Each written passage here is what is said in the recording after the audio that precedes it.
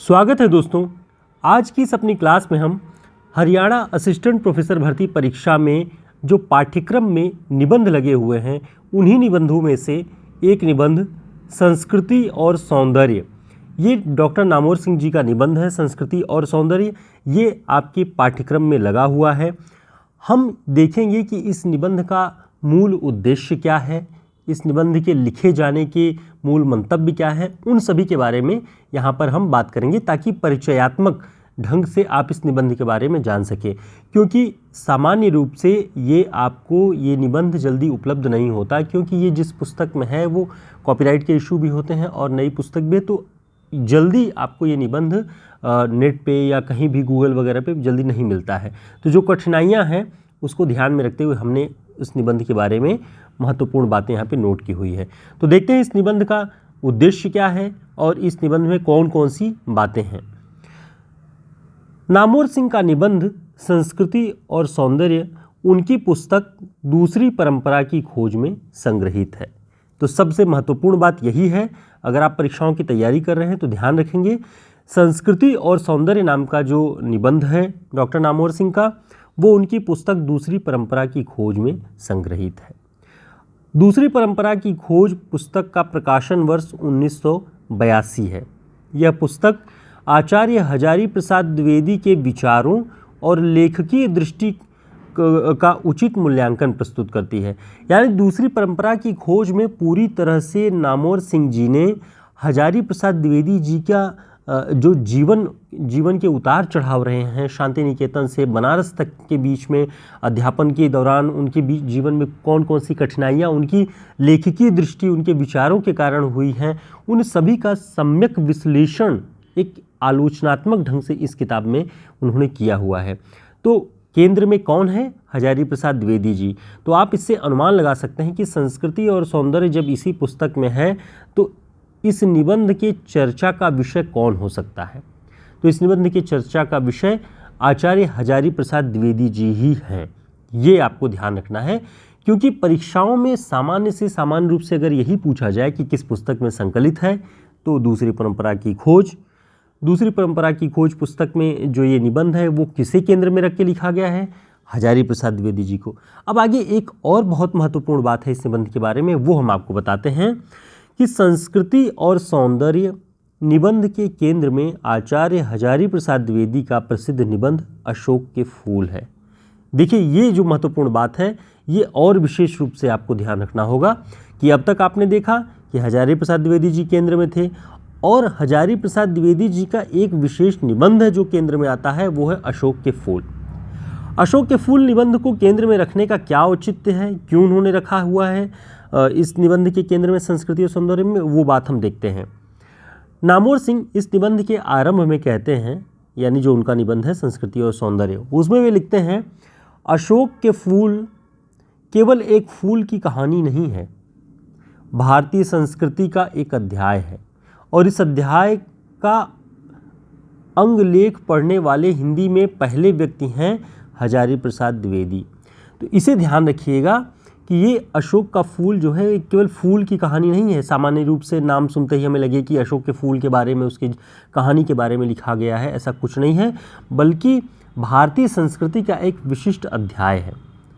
नामोर सिंह अशोक के फूल निबंध की पंक्तियाँ उद्धृत करते हुए लिखते हैं जो अशोक के फूल निबंध पर लिखे जाने के औचित्य को बताती हैं। यानी अशोक का फूल निबंध क्यों लिखा हजारी प्रसाद द्विवेदी जी ने, वो औचित्य ये पंक्तियाँ बताती हैं। हजारी प्रसाद द्विवेदी जी ने लिखा उस निबंध में कि एक एक फूल, एक एक पशु, एक एक पक्षी न जाने कितनी स्मृतियों का भार लेकर हमारे सामने उपस्थित हैं। अशोक की भी अपनी स्मृति परंपरा है, आम की भी, बकुल या बबूल की भी, चंपे की भी, सब क्या हमें मालूम है? ये सारे पक्षी, बहुत सारे आप हड़प्पा संस्कृति के बारे में पढ़ते होंगे या मोहनजोदड़ो के बारे में, तो वहाँ पर कोई अनाज का एक टुकड़ा भी मिला तो उससे संस्कृति के अंश को तलाशने की बात होती है। सिक्कों पर जिस पशु की तस्वीर मिलती है उससे ये माना जाता है कि वो उस दौर का एक विशिष्ट पशु रहा होगा, पूजनीय रहा होगा। तो इस तरह से कई सारे अनुमान लगाए जाते हैं कि एक एक पशु, एक एक फूल, एक एक चीज़ें जो उस दौर की रही होंगी वो कुछ न कुछ अपनी स्मृतियाँ लिए रहती हैं, परंपराओं से जुड़ी होती हैं। ऐसे ही अशोक के फूल की भी अपनी एक परंपरा रही है, एक इतिहास रहा है, एक स्मृति परंपरा रही है। उसी की बात नामवर सिंह कहते हैं कि हजारी प्रसाद द्विवेदी जी ने अपने अशोक के फूल निबंध में वो सब दिखाया हुआ है। ठीक है, आगे देखते हैं। नामवर सिंह जी ने लिखा है कि अभिजात्य वर्ग कालिदास को सदैव ही अपनी रुचियों और संस्कारों का पुरोधा कवि मानता आया है। यानी कालिदास को हमेशा से ये माना गया कि ये एलीट वर्ग के कवि हैं। लोक का कवि कैसे समझा जाए? जब उसमें लोक के दृश्य दिखाई दें, लोक की सामान्य दशाएं दिखाई दें, तब ये कहा जा सकता है कि कोई कवि, कोई रचनाकार लोक का रचनाकार है। अन्यथा वो बिहारी की तरह किसी एक एलीट या दरबारी काव्य के रूप में ही वो स्थान पाता है। तो हजारी प्रसाद द्विवेदी जी ने अपने अशोक के फूल निबंध में यह भी दिखाया है कि कालिदास आर्य संस्कृति का हिस्सा नहीं थे। तमाम आर्येतर संस्कृतियों को भी उन्होंने अपने काव्य में स्थान दिया, बल्कि मूलतः उन्होंने ये कहा कि आर्येतर संस्कृतियों से उन्होंने, कालिदास ने जो कुछ देखा, सीखा, जाना, अनुभव किया, वही उनके काव्य में आया है और उसके वे ऋणी हैं।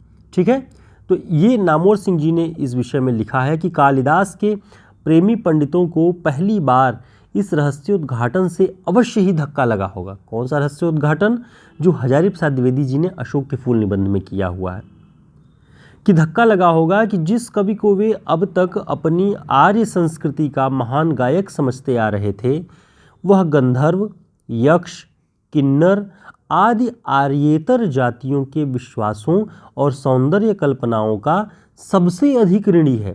वो एलिट क्लास की किसी संवेदना का, किसी अनुभव का ऋणी नहीं है, बल्कि वो गंधर्व, यक्ष, किन्नर आदि आर्यों से इतर समझे जाने वाली, नीची समझे जाने वाली जातियों के विश्वासों और उनकी सौंदर्य कल्पनाओं का सबसे अधिक ऋणी है। ये बात बहुत महत्वपूर्ण है पूरे निबंध यानी अशोक के फूल निबंध और संस्कृति और सौंदर्य निबंध को समझने के लिए। तो आप अब तक जो कुछ सुन रहे हैं, अभी आगे हम और भी देखेंगे कौन सी महत्वपूर्ण बातें हैं, तो आप ये समझ पाएंगे कि हजारी प्रसाद द्विवेदी जी की जो दृष्टि थी वो लोक के पक्ष में थी, और वो किसी भी प्राचीन काव्य का अध्ययन करते हैं, प्राचीन साहित्य का अध्ययन करते हैं, तो वहाँ पर भी लोक के अंश को तलाशते हैं।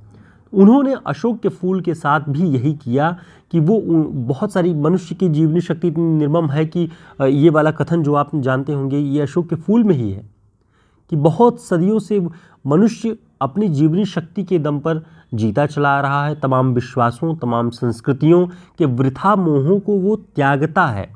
एक समय में जो मोह का कारण बनती हैं, जो संस्कृतियाँ, जो संस्कार, मनुष्य अपने विकास यात्रा में उन सभी को पीछे छोड़ता चला आ रहा है और नए मूल्यों को ग्रहण कर रहा है। तो ये सारी चीज़ें हजारी प्रसाद द्विवेदी जी ने अशोक के फूल में लिखी हैं, और उन्हीं के महत्व को ध्यान में रख के कि संस्कृति और सौंदर्य दरअसल है क्या। सौंदर्य वो है जो लोक में दिखाई पड़ता है, जो खेतों में श्रम करती हुई स्त्रियों के जो पसीने चूते हैं, वो पसीने किसी भी एलीट संस्कृति से बहुत अधिक सौंदर्य धारण किए हुए हैं। तो ये सारी चीज़ें नामवर सिंह इसमें लिखते हैं। आगे हम देखते हैं कि नामवर सिंह जी ने द्विवेदी जी के अशोक के फूल निबंध के लिखे जाने के उद्देश्यों के विषय में लिखा है कि और सच कहा जाए तो आर्य संस्कृति की शुद्धता के अहंकार पर चोट करने के लिए ही अशोक का फूल लिखा गया है, प्रकृति वर्णन के लिए नहीं। यह निबंध द्विवेदी जी के शुद्ध पुष्प प्रेम का प्रमाण नहीं, बल्कि संस्कृति दृष्टि का अनूठा दस्तावेज है। ये कथन नामवर सिंह जी ने अपने इस निबंध संस्कृति और सौंदर्य में लिखा। तो उन्होंने यही लिखा कि जो आर्यों का अपनी संस्कृति की शुद्धता का अहंकार है, उस पर चोट करने के लिए अशोक का फूल निबंध लिखा गया।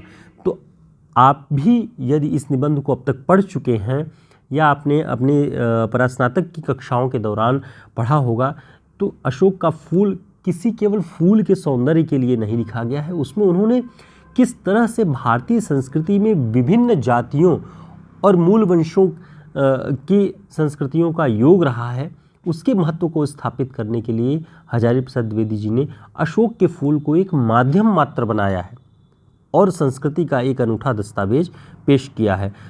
अपने वीडियो के दूसरे हिस्से जो हम कल लेकर के आपके समक्ष मौजूद होंगे, उसमें इस निबंध के बारे में डिटेल में बात करेंगे और भी बहुत महत्वपूर्ण बातें हैं जो कि आपको परीक्षाओं की दृष्टि से ध्यान रखना चाहिए। तो आपको ये वीडियो कैसा लगा, इसकी जानकारियाँ आपकी कितनी समझ में आई, कमेंट करके ज़रूर बताएं ताकि हम अपनी अगली क्लास में आपको और बेहतर ढंग से संस्कृति और सौंदर्य निबंध के बारे में बता सकें। दोस्तों, हिंदी साहित्य का शॉर्ट नोट्स जो KVS, NVS, TGT, PhD, DTPLSB, UP, TGT, PhD की परीक्षाओं को ध्यान में रखते हुए बनाया गया है। UGC नेट की परीक्षाओं की दृष्टि से भी ये बहुत महत्वपूर्ण हिंदी साहित्य का शॉर्ट नोट्स है। आप हमारे WhatsApp नंबर पर संपर्क करके इसे ऑर्डर कर सकते हैं। सभी प्रतियोगी परीक्षाओं में समान रूप से ये आपके लिए उपयोगी होगा। साथ ही UP, TGT, PGT की परीक्षा के लिए हम टेस्ट सीरीज चला रहे हैं जो कि 1 मई से 10 मई तक चलने वाली है। आप इसमें रजिस्ट्रेशन करा करके जुड़ सकते हैं ताकि 1 मई से ये आपको प्रतिदिन 100 प्रश्नों का सेट मिलता रहे और इस तरह 1000 प्रश्नों का रिवीजन आपको परीक्षाओं के दौरान हो जाएगा। आप यहाँ से अपना मूल्यांकन कर सकेंगे कि आपकी तैयारी किस दिशा में है और बचे हुए समय में आप उन कमियों पर काम कर सकेंगे, उन्हें अच्छे से अध्ययन कर सकेंगे। तो फिर मिलते हैं एक नई क्लास में, तब तक के लिए नमस्कार, शुभकामनाएं, धन्यवाद।